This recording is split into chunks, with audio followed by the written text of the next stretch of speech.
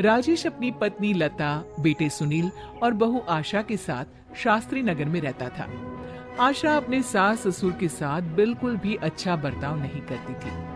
एक दिन, बहू, मेरी ये छड़ी टूट गई है, चलने में बड़ी परेशानी होती है। तू सुनील से कहकर नई छड़ी बनवा देना। सासू माँ, एक तो इतने खर्चे होते हैं और ऊपर से आपकी ये छड़ी खरीदने निकलेंगे तो 1-1.5 हजार से तो कम की तो आएगी नहीं। और वैसे भी आपको कहीं आना जाना तो होता नहीं।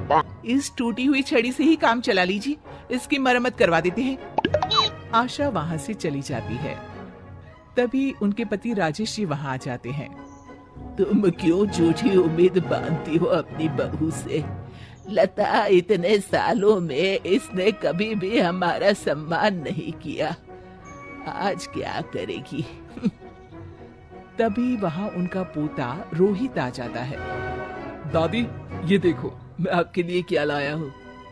क्या बेटा? आपकी पुरानी छड़ी टूट गई थी ना, तो ये मैं अपनी कमाई से आपके लिए छड़ी लेकर आया हूँ।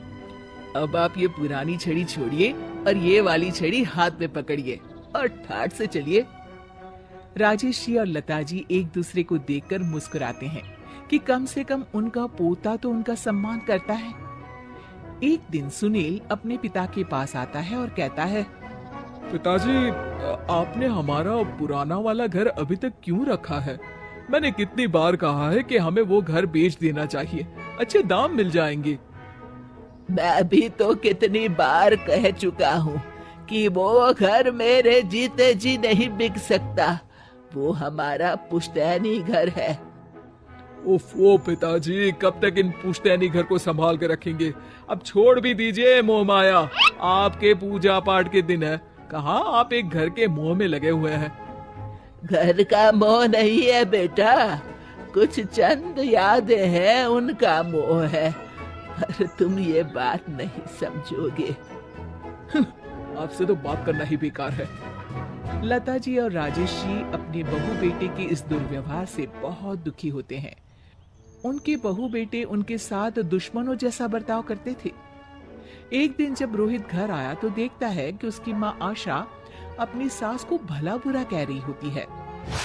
आप दोनों ने तो हद कर रखी है, बस हर वक्त कोई ना कोई मांग रहती है आपकी।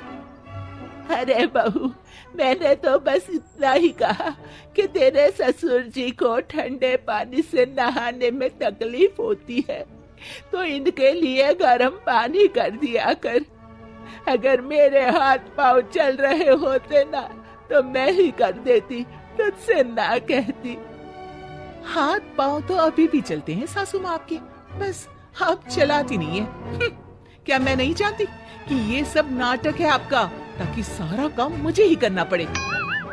आशा वहां से चली जाती है और रोहित अपनी दादी के साथ इतना दुर्व्यवहार होता देख गुस्से से तिल मिला जाता है। वो गुस्से में अपनी माँ के पास जाता है। माँ, ये तुम किस तरह से दादी से बात करती हो? अरे तुझे नहीं पता बेटा, उनके तो 50 नाटक रहते हैं। खैर तू ये सब छोड़, मुझे तुझसे एक बात करनी है, और वो भी खुशखबरी वाली।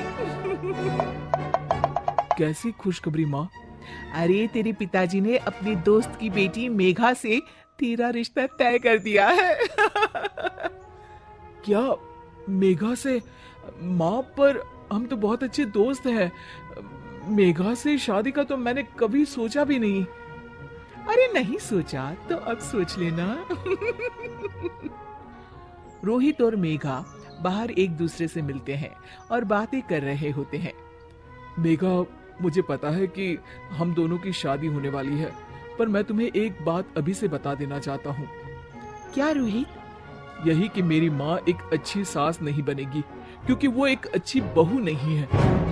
पर रोहित, आंटी को तो मैं बचपन से जानती हूँ, वो तो बहुत अच्छे स्वभाव की हैं। वो स्वभाव पता नहीं मेरे दादा दादी जी के लिए क्यों नहीं दिखता।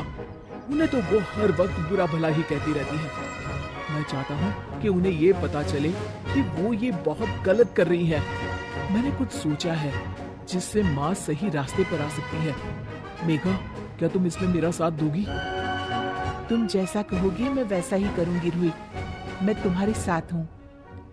मेघा और रोहित दोनों की शादी हो जाती है और मेघा अब आशा की बहू बनकर उनके घर आती है। बहू, ये देख, मैंने तेरे लिए ये हार बनवाया है। ये भी कोई हार है? मैं तो सोच रही थी कि आप मुझे डायमंड नेकलेस देंगी, पर ये क्या सस्ता सा हार पकड़ा दिया आपने मुझे। आशा को ये सुनकर गुस्सा आ जाता है। वो मेघा पर बरस पड़ती है। बहू, मैं तुम्हारी सास हूँ, मुझसे तमीज से बात किया करो, समझी? वरना अच्छा नहीं होगा। मम्मी जी, मैं भी आपकी बहू हूँ, आप भी मुझे ये धमकी मत दीजिए। मेरे पिताजी वकील हैं, अगर आपने मुझ पर कोई भी अत्याचार किया ना, बस एक ही बारी में अंदर करवा दूंगी। हाँ। मेघा रोहित की तरफ देखकर मुस्कुराती है। लता जी और रमेश जी देखते रह जाते हैं। मेघा कैसे अपनी सास को उन्हीं की भाषा में उनकी गलती का एहसास दिलाती है। जानने के लिए देखिए जैसे को तैसा पार्ट 2।